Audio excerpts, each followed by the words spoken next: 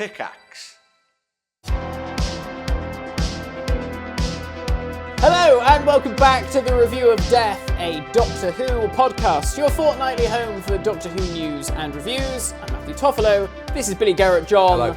Hello. This is going out some point in the hazy future. Whoa. We're talking to you from the past. Speaking of hazy, cheers, my baver. Cheers. How you doing? Cheers. Nice to see you. Right, We're doing a big batch of videos, like. Yeah, because he's in New Zealand now. By the time you watch this, I might actually be. You will. No. You might just be on the. Let me consult the ROD manual. Ah. As of this recording, yes, I will be. In fact. Oh really? But the day this goes out. Oh fuck no, because it's the day before. Anyway, yes, I would have landed in New Zealand. Okay. So I've got to make sure I've got all of my tweets scheduled. Oh. So that it all goes out in order. But yeah, we're recording a bunch of stuff in advance. So for the sort of from now until whenever, it's sort of more of a general chat about Doctor Who rather than reacting to news immediately. And if you want to know our thoughts and feelings on things that are happening in the now, probably better to stay tuned into the Twitter account. I guess so, yeah. And the Patreon unless there's as well. anything very significant. In which case, I will pay out of my right arse for Wi-Fi on the flight and go, and now we've got a 16th Doctor, and it will just be a whole mess. God. But today we're talking about overrated episodes of Doctor Who. Yeah. Now this is a subject, Matt, that we have covered before. Yeah, we did. 7 years ago. Wow. And I tell you what I did, Matthew. What did you do? Before we arrived here today, Yeah. I watched that video. Oh, God. Oh, God. cod. I mean, it was a bit fishy.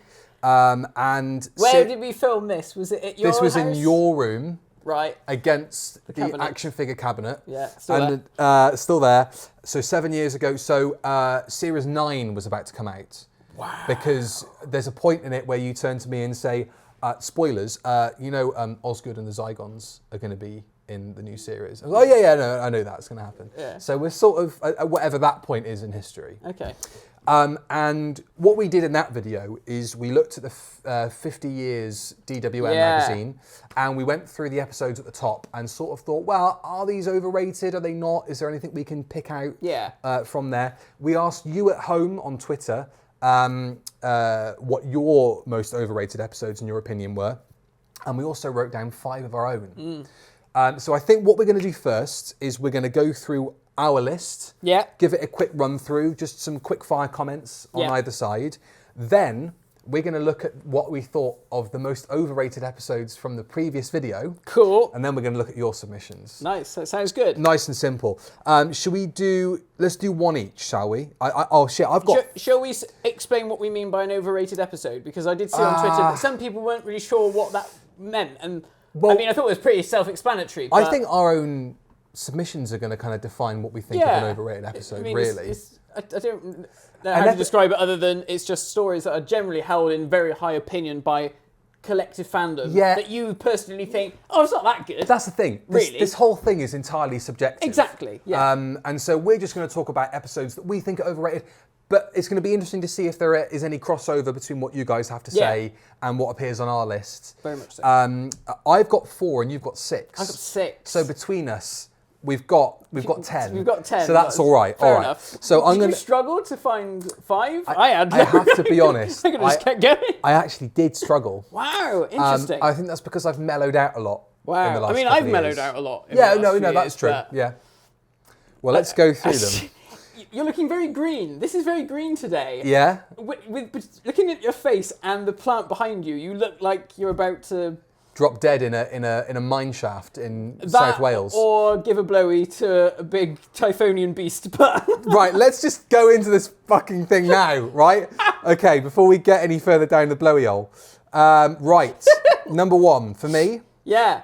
The Stolen Earth and Journey's End. Yeah, that's... Because, I've got another new series finale on this list as well. That could have been on my list. Yeah. I debated it, for sure. Wilf with the paintball gun. Yeah, that's good. Julian Bleach as Davros. He's amazing. The cliffhanger to Stolen Earth. Fantastic.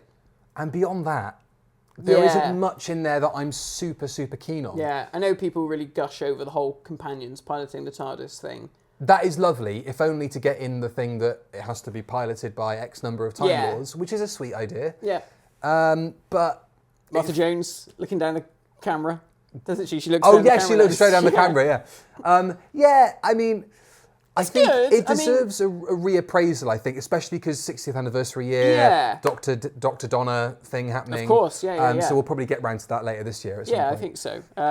Yeah, I mean, I'm not at the point where I was when I was an angry teenager throwing the DVD out the window or whatever I did. You did do that. I did do that. Channeling my inner angry video game nerd there. Yeah. Oh God, no. Nobody wants to be the angry video game nerd in 2023. No. Yeah, I wonder what happened to him. He did a movie and it didn't do very well. Really? Yeah, I think he spent a lot of money on it, and I don't think he recouped the costs. Oh shit. That's why we should never do a film. Oh, or we if we do, let's do it on a budget. Or just let it be good. Cheap and cheerful, like it used to be. Yeah. We could do a film. Yeah, what could we do a film about? This is a whole different. I mean, I've already pitched us going around and looking Yeah. at locations around the UK. Yeah. But I mean, I'm flying to the side of the world now, so But difficult. How There's many only Doctor Who locations are you going to get over there? one. And that's from an advert. And that's from an advert in the 90s with Tom Baker. Yeah, I mean, it's fun. It's a nice bookend to that era.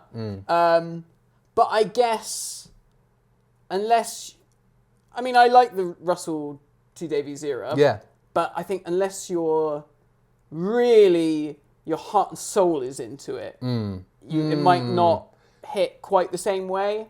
I think it's only his second worst finale, in my opinion. Right, let me think. What finales has he got? It's going to come up later. So let's Fine. let's Okay. should we dive Okay. into your All right. first one on your list? Okay, the first one on my list. We'll stay on new series stories. Blink, Yeah, I assume that was going to come up. because I do get tired of people saying, "Oh, it's the best episode of Doctor Who ever." There's just so many issues. I mean, I think it's fantastic. We reviewed it last year, and we both said it is we an did gush about it, excellent yeah. piece of TV. But as an episode of Doctor Who, it's not the best because Doctor Who's not really in it. And I mean, the Weeping Angels are a fantastic creation that have sadly only got worse as time has gone on because they've been used in too many stories and Overexposure. the mystique's gone. And I think that surprisingly, the Chibnall story kind of actually bolstered them again and made them a bit of a threat. Yeah. Because you just started getting daft stuff, didn't you? With the Angels in Manhattan with the Weeping Angel bloody Statue of Liberty, which And doesn't really make any sense. Them but- moving in the Series Yeah. 5 two-part. I went to Puzzlewood the other week. Oh, did you? Yeah, we It's went. really not long cool. ago. It's a fantastic place. Oh, it's man. amazing. I'd encourage anybody within spitting distance of the West Yeah. Country to go and visit Puzzlewood. Yeah, It's really we cool. went. We went one weekend. Didn't realise we had to pay to get in. We got there. Yeah. It was like £8 or something. And to then get in. and we were like, what? we're starving. We didn't go to a service station on the way there, and we were like, well, we have to eat food here. Eat before you get there. That's my only advice. Don't Well, they get. got farm animals there. You could have bludgeoned the chicken over the head and. I didn't have time. We got there like 2 in the afternoon. I said, I'm not going to be able to spit Eat some roast moss. this pig. I'm sorry to spit roast this pig. Excuse me. What are you, David Cameron? All right. Anyway, Okay, so Blink. I mean, Blink. I think Blink is yeah, it's a self-explanatory one. Blink, Yeah. right? That is an overrated story. Very good. Yeah, very good. I think this is the thing. We need to stress that just because we're saying it's overrated doesn't necessarily mean we're Absolutely. saying it's shit. I think everything I've got down here, maybe with the exception of Stolen Earth, Journey's End, and the last one I'll mention, is at least a sort of like 6 or a 7 out of 10 in my eyes. I agree with the exception of. No, that's probably about Yeah. right. Yeah. So my second one, Yeah. you may bludgeon me over this, Oh my God. is the Ark in Space. Wow. Really? I just think, like, there's the Homo sapiens and the whole of the first part, Yeah. where they're dodging the little droid in the ceiling. I think is really cool. Yeah. But Droid. Wow, that's being very do you know what I mean? complimentary to it. the lampshade, the IKEA lampshade. I had to, when you said that, I was like, droid? You know what I mean? know what you mean. The security system. But I'm sure bubble wrap was pretty interesting at the time. Yeah. But for a Doctor Who costume in 2023 eyes, it's not. you know. Really? Oh, you're going to hold that against it? No, it's not just that. I think... It's a slow burn as well. It is a slow burn. Once you get past part 1, you just want to get to the end, really. Like, parts 2 and 3 haven't really got an awful lot going for it. No, I know what you mean. I like the dynamic between the crew, but there isn't enough of the crew. And I know that's kind of the point, because they're all still in stasis and stuff, but there isn't enough of a cast, plus the Wirren, to really make up, I think, a really full-blooded story. Right. And there are great moments, but I think that it's held up in too high esteem, in my opinion, especially because that season is really good. Interesting. You know, like I really like the Sontaran Experiment. It's only 2 episodes long, which always has that going for it. Yeah. Robot, I think, is underrated. Yeah, and we'll probably, I like Robot. We'll do an underrated version of this video at some point. Genesis is great. See, Genesis, I almost put that on my list as overrated because Genesis is superb, but I don't know. I think. I mean, I sat down and watched all 6 parts all the way through not long ago, and I was fine. But sometimes I find, maybe you could have. I mean, we had this discussion last night at home that probably most Doctor Who stories could be 4 parts. You know, every Doctor Who story could be 4 parts. Yeah, that's why they had omnibus editions or cut down edits. And I think that's the only thing that lets down Genesis of the Daleks is it could be a little bit shorter. But it's still brilliant. For me, it feels more like world building though. Yeah. Because the Daleks are such an important part of Doctor Who's history. Yeah. That you feel like you kind of need to see... You owe it to them. Yeah, to have all that stuff. And like maybe the stuff with Davros's experiments in the caves and all that could probably be cut. There's a bit of padding, isn't there, that you could get rid of. But then you lose all the stuff in between of like the Doctor and Sarah going through the vents and Harry getting attacked by the clam. Yeah. You know, that's fun.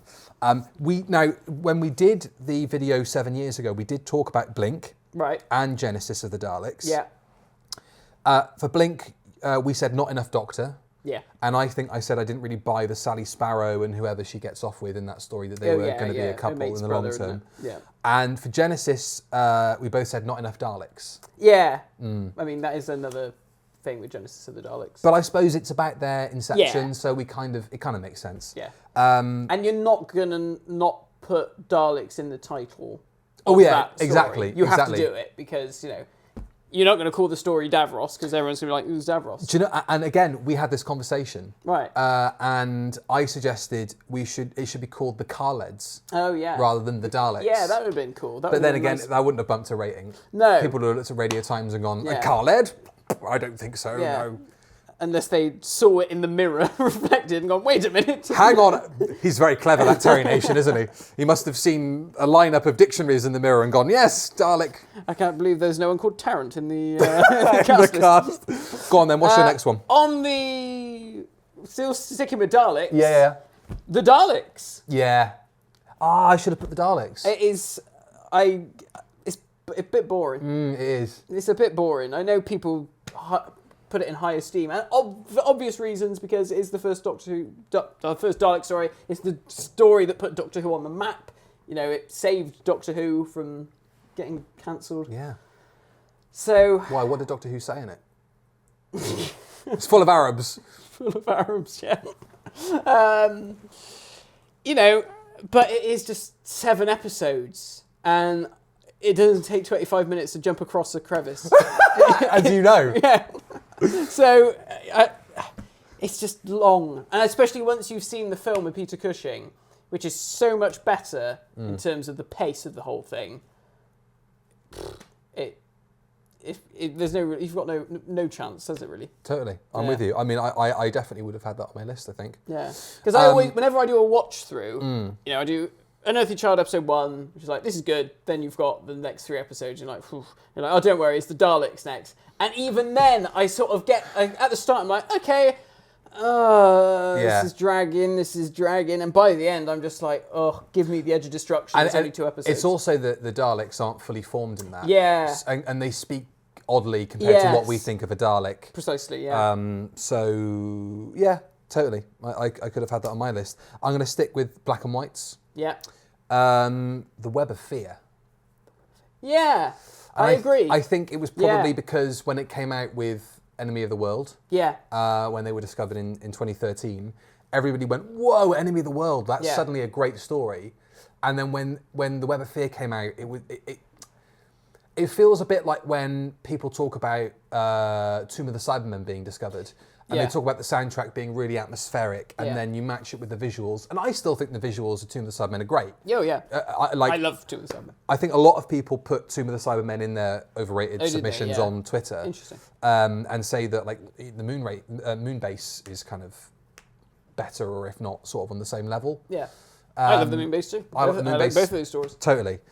But the Web of Fear felt like when it came out, it sort of had that muted. Yeah. Well, yeah. I mean, It was usurped by Enemy of the World, Yeah. which everyone sort of thought, oh, this is a duff story. Mm. And then suddenly it was like, wow, this is a very clever and interesting story Exactly. that no one really talked about. No. Because we all knew the general gist of the Web of Fear. Mm. Like, even if you hadn't seen it, you all sort of knew, okay, it's set in the underground and there's Yetis wandering around. The iconography of it Yeah. is more iconic Yeah. than the story itself. Yeah. And the fact you had the introduction of the Brigadier in the Yeah. story, but then, you know, it's not like it's a particularly great story for No. Colonel Lethbridge Stewart. And again, back to the 6 episodes thing, could easily be down to a 4-parter. There you It'd be a go. nice tight 4-parter as the sort of Base Under Siege story. Yeah. It's not on my list, but kind of along the same lines, Fury from the Deep. Now, I have to say, the animation totally raised that in Interesting. my estimations. Because I listened to I watched the loose cannon reconstruction and I thought, well, this seems all right. Shame we can't watch it. And then I watched the animation and I was like, I mean, it's Yeah. fine. But I think the reason why I didn't put it on my list is because, well, I've not actually watched the story Yes. as it should be seen properly. So I can't make an actual judgment on Yeah. that. So that was off the cards. Yeah, grand. But it was that whole thing, you know, that one is held in such high regard. And I guess until they ever find it, if they ever do, you know, we'll never know for sure. Let's see if there's any discoveries later this year. Yeah. Well, are you never going to know. find any in New Zealand? Fury from the Deep? I'm going to try my very best. Yeah. I'll go around to every broadcaster and say, can I have a look in your shed? Yeah. Have you got any cans? Oh, it's turned to gloop. Never mind. Ah. Well, the gloop looked pretty good. So I'd say Fury from the Deep is probably all right.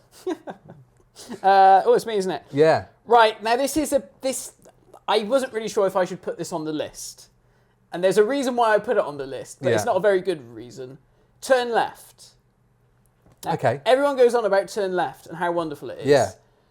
And I don't know why. But the reason why I don't know why is because I can't really remember what it's about. I haven't watched it in so many years. Yeah, So I think I always see people go, oh, Turn Left is like this incredible piece of TV. And I think I remember watching it and thinking, oh, that was really good. yeah. But it's never been a story that's really stuck with me. I do remember, I say this like it's some weighty thing that's happened in my life, but being quite affected as a kid Yeah. by seeing the 10th Doctor drop the Sonic being taken out of the Yeah. hospital and thinking, whoa, shit. And, you know, all the stuff with Wilf saying it's happening again and people Yeah, being yeah, rounded up yeah. into camps and it's Yeah. very, you know, years and Yeah. years and all that. Yeah.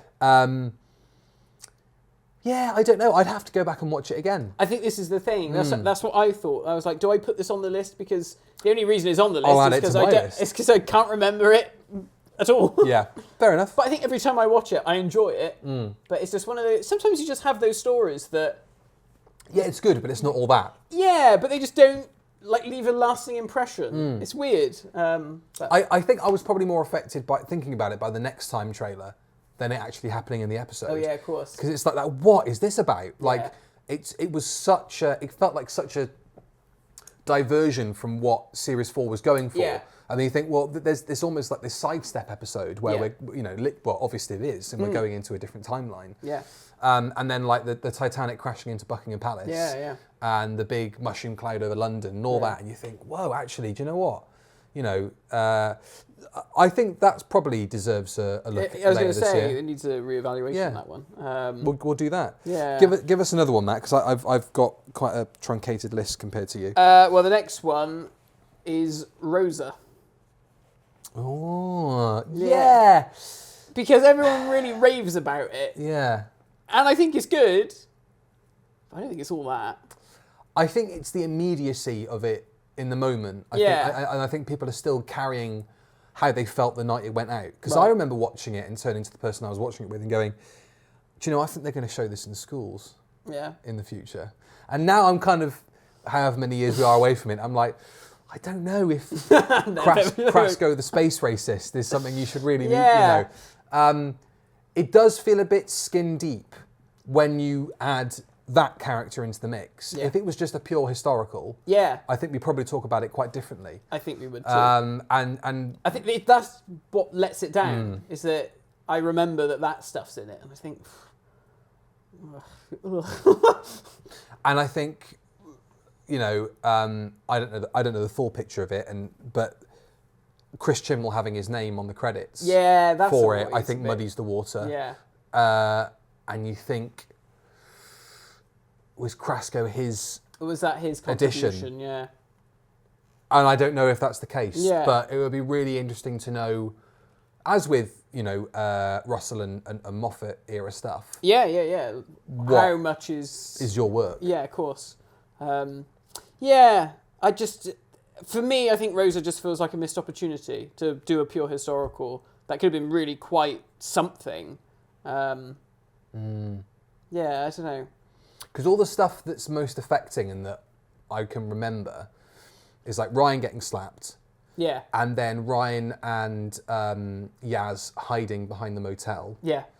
And they have like a conversation in a bar, and somebody comes up and says, "You're not welcome here." And that is, and obviously the last scene and the kind of race to the bus. Yeah. See, and that annoys me as well, that bit, because I don't know. I feel like the Doctor would say something. You know, when you think that in the previous series, the 10th Doctor punches a racist in the face. I mean, obviously, I know the Doctor's now a woman, and she's in a world where, or in a period of time where she would have got a slap around the face as well. So I don't know. Also, I think something should have been said. I don't know. I feel a bit. I think though, you can't take that moment, because that moment still in that universe still happens as it is. Yeah. And they're just observers. Yeah. I don't think you can have the the Doctor, but a white woman. Yeah. A white person. Yeah. Sort of grandstanding in the place of Rosa Parks. Oh no, that's like her moment to do that. Oh yeah. So I guess it's you can't really insert. You can have an aside, and they do sort of talk to each other a bit. But are you saying you wanted more of? I just wanted in that scene in the cafe, which I think is quite early on in the story, just make a more of a remark to the person who's saying, who's being a racist. Yeah. It just feels like she's quite passé about the whole thing. She's just like, oh, come on, let's go. But I guess it almost makes it more dangerous. Do you know what I mean? Yeah. That she, I've got to be really careful what I say here. Yeah. Because they bring up Emmett Till a lot, obviously. Yeah. And we're getting into kind of real world conversations here. But yeah. I suppose they are as passive as they can be in the real world scenario that they're in. Yeah.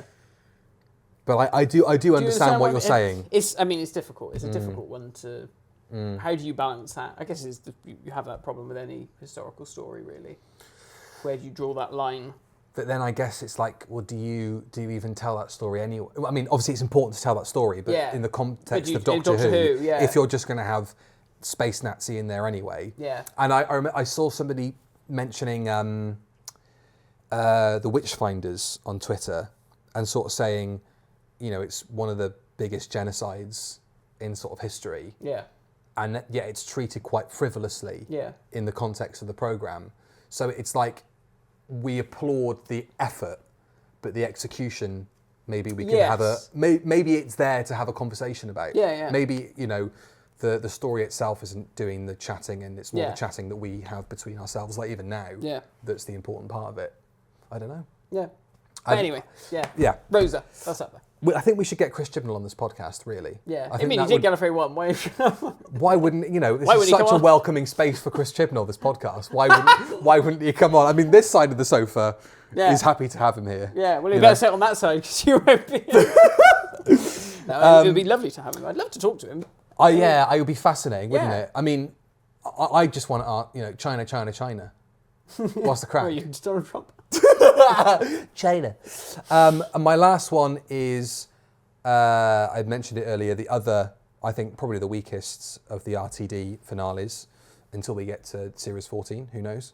Army of Ghosts and Doomsday. Oh, It seems overinflated because of the I love you at the end, and but then it doesn't quite live up to the promise of this is the story of how I died, because that was such a like, whoa, what is going to happen in the story then when it went out, and then it's like, well, you're dead on the official register in our universe. Yeah. Oh, okay, and that's sort of it. Yeah. And then Daleks versus Cybermen is impressive for maybe the first couple of CGI shots. Yeah. And then they have that barb across the screen, back and forth, trading barbs.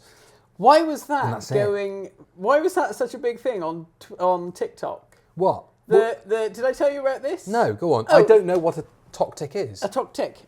So Boba at the Ogscast, who is a big fan of TikTok, she sent me this thing saying this Doctor Who thing is going crazy. You did send me TikTok. This, yeah. And it was the Dalek Cyberman exchange, and it was just people lip syncing to it. The same, just the dialogue. Just the dialogue. Wow. And I was like, what? And there was loads, hundreds of them, of all these random people. And she was like, oh, the gays love this.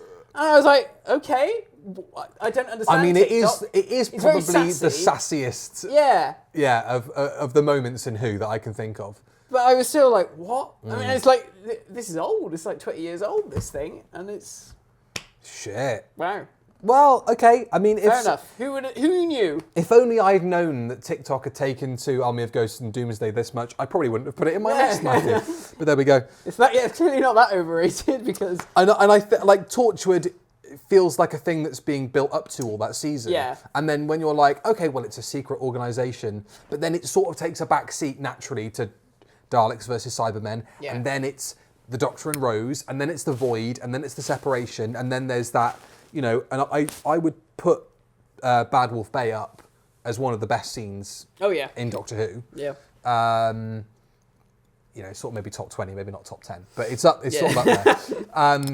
But that's only because there's so much good Doctor Who. And that is a good moment, and it's a great scene. I still get choked up when I watch it. When I watched it on my last watch through, I was like, "Oh my god!" I didn't think that it would tug at my heartstrings, but it really is very good. But there are the three people responsible for that. Yeah. Murray Gold. Yeah.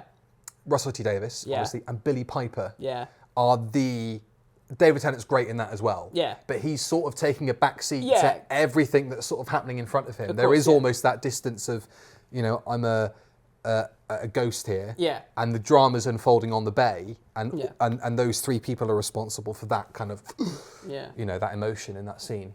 Oh, it's so good. It's so good. Yeah, interesting. I can see what you mean though. Yeah, I can see what you mean. Well, I've got two left. Go on. They're all classic series stories. Because I didn't want it to be too new series heavy, because I don't want to get a reputation, you know. So too late. The first one is, quite surprisingly for some, The Mind Robber. Yeah, that is kind of surprising, but it is something that I see a lot of people kind of, it's all right. People really love it, and I think it's really good, but I've never been really gushing over it. You know, I think it's doing something different and something clever, and I think episode 1 is really good. And then, again, it's 5 episodes, could have been a bit shorter, I think. I don't know, I just don't... To me, it just feels like a lot of running around after episode 1. And you're just meeting different fictional characters, you know, so what? What's the Hulk Hogan lookalike? The carcass? Yeah, when it gets to that point, you're like, come on. That's the point where, to me, it starts to waver a little bit. Yeah, it's great, but I've never held it in such high regard. Every time I go to watch it, I think, this is a really good story, and then I watch it and I think, it's all right. The first episode is. The first episode is brilliant. But but like with the Daleks, it's like a lot of these stories rely on the weight of their first part. Yeah. And then when you actually get into it, sure, I mean, there are moments where still, and like with Hamish, what's his face, replacing ingenious. Fraser. That is ingenious. Really clever. Yeah. And the Master, I think, is a really cool character in that story. Yeah. But yeah, beyond that, not sure that there's an awful lot. Yeah, just more to comment on. No. Yeah. And then the last one is Ambassadors of Death. And It's on the list, Matthew. I know it's on the list. At some point. Yeah. I think that might be one of the first couple we do in the new setup. Yeah. It's only really got going for it, in my opinion, that Van Leiden. What is the capital of Australia? Yeah. See, this is the thing, because Annie loves this story, and that was what when I said I'm going to put it on the list, that's what she said to me. I was like, that's a brilliant moment. It's a superb cliffhanger. But it's 7 fucking episodes of, oh, I'm going to run off over here, get captured. Oh, I'm going to escape. Oh, get captured and get put back in prison. And I don't know. And is there a character called D'Artagnan in there, and they're really French? D'Artagnan. Something like that. There is something like that. Yeah. But then you've got some good action sequences of the unit. That's great, yeah. And Nicholas Courtney firing a gun and going, yeah. But nobody takes the piss out of Nicholas Courtney doing that. Everybody's taking the piss out of Matthew Waterhouse going like that. Yeah. But no one talks about Nicholas Courtney wincing at firing a gun when he's supposed to be the Brigadier. Yeah. Yeah, okay, I can see why that would be on your list. Yeah, there's not really much there beyond that cliffhanger. I mean, I read the Target novelisation and I loved it. And I thought, this is great. But when you put it into 7 weeks of Doctor Who on telly, it's just like, ooh, this is going on too long. 4 episodes would have been a great 4-parter. What we've taken away from this, I think, is that any Doctor Who episode that's 6 parts long, what Doctor Who episode justifies being 6 parts long? Well, again, we were talking about this last night as well. I mean, we sort of said... You should have a podcast with Annie. Well, really? This was with Johnny as well. It was the 3 of us having like a nerd out about it. Don't worry, there is a podcast coming with just Matt and Annie. That is true. Star Trek, if you're interested. Yeah. Yeah. I mean, I love the Sea Devils. That's a good 6-parter. The Green Death is a great 6-parter. Yeah. How long is Seeds of Doom? But even then, Seeds of Doom. No, I think but I don't think it's overrated. Because I don't see enough people talking about Seeds of Doom. That's a great story. Seeds of Doom. Terror of the Zygons. That's 4 episodes. That's 4. Oh, okay. That feels like 6 parts. The Demons. I mean, that's 5. I think that could be an episode shorter.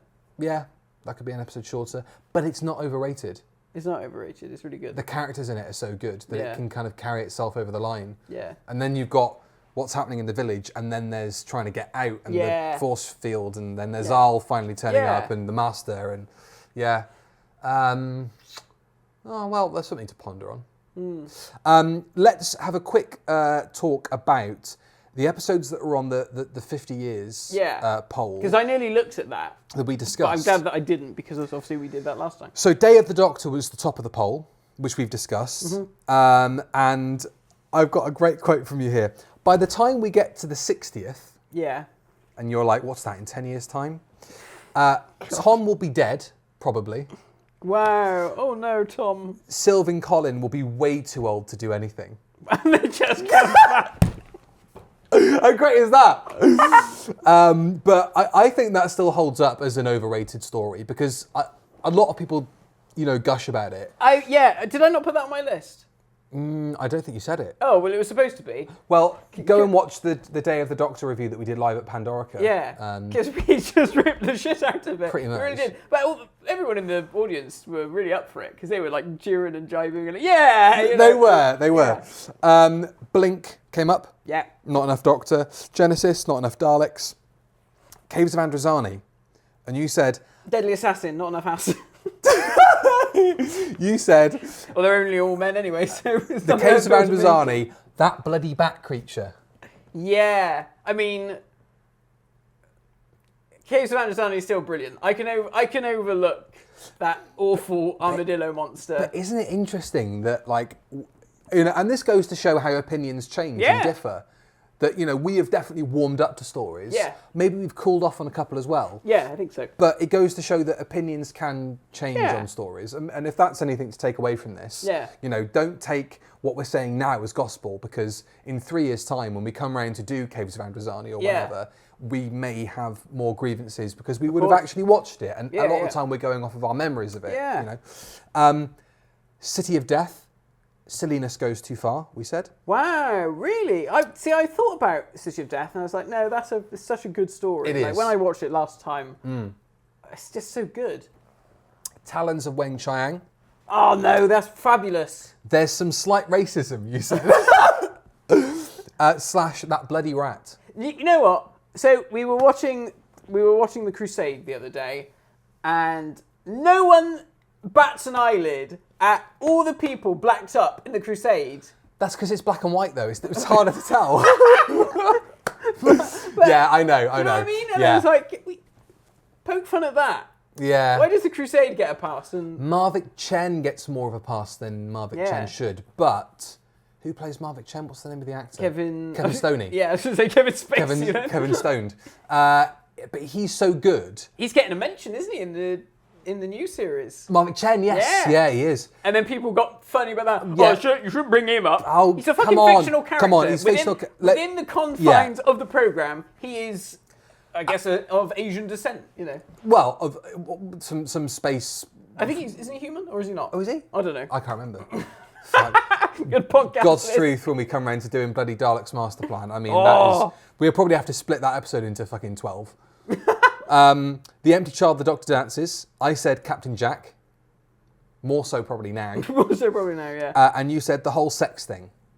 The sex thing? Well, the whole, like, illusion rules. rules. I'm trying to resonate concrete. Yeah. You know.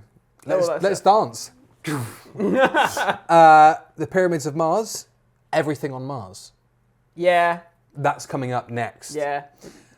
Human Nature, Family of Blood. Whoa. Yeah, we said talking about? no.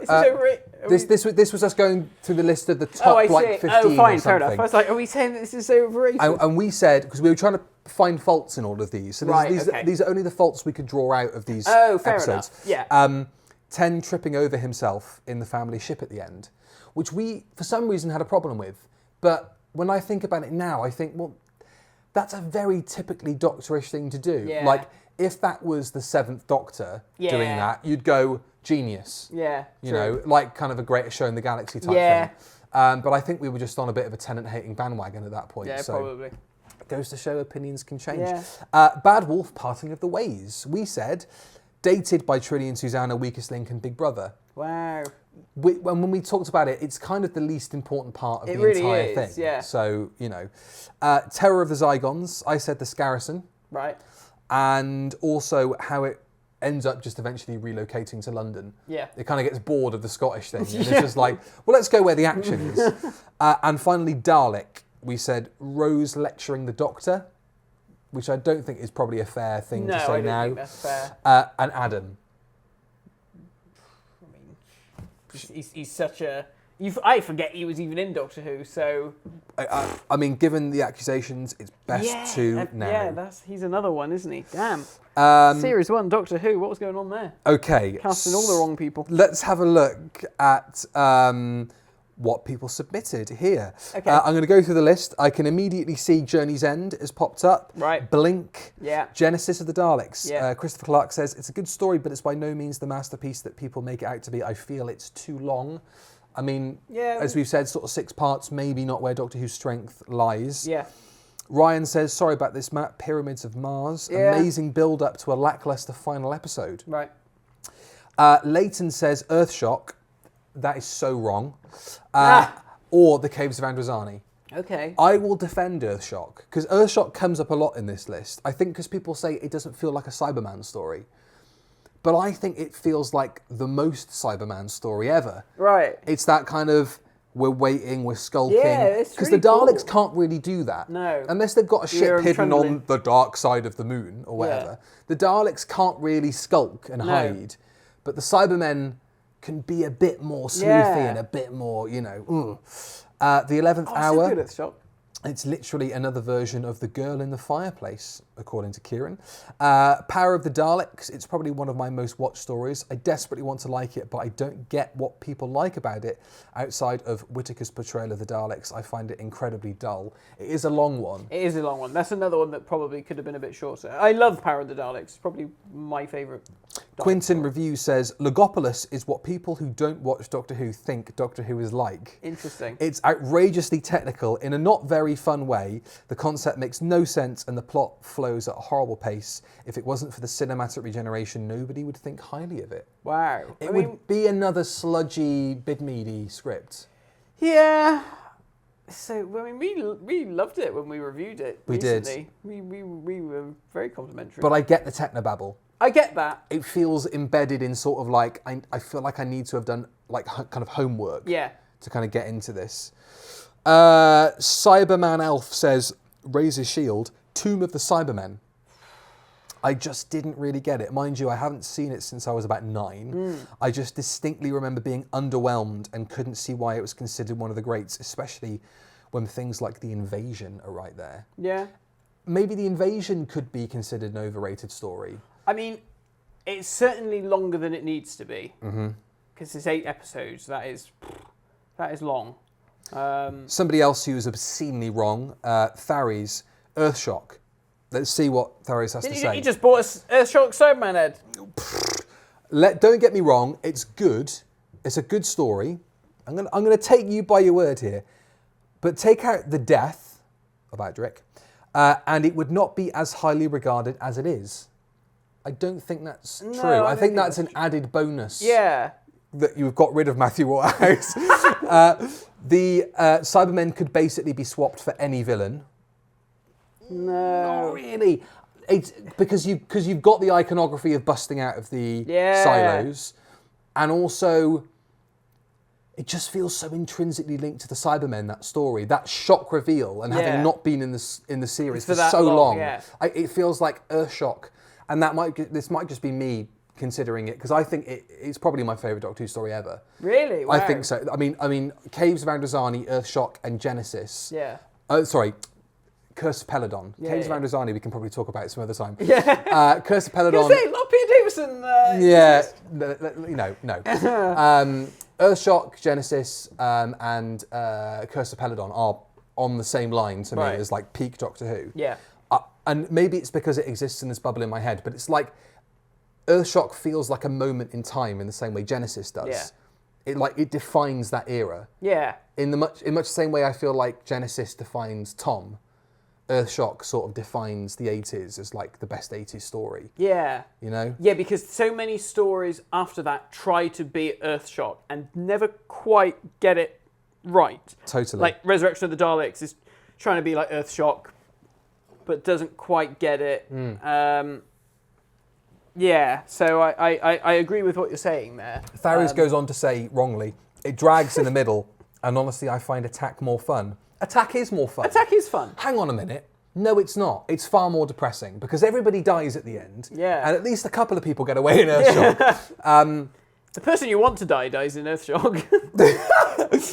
Soggy Chicken says Earthshock as well. Wow. Jack D. Evans, listen. Destroy them at once. Bang. I mean, that cliffhanger alone is so good. Yeah. I mean, David Banks just steals the show. What a legend. Yeah. What a lovely bloke as well.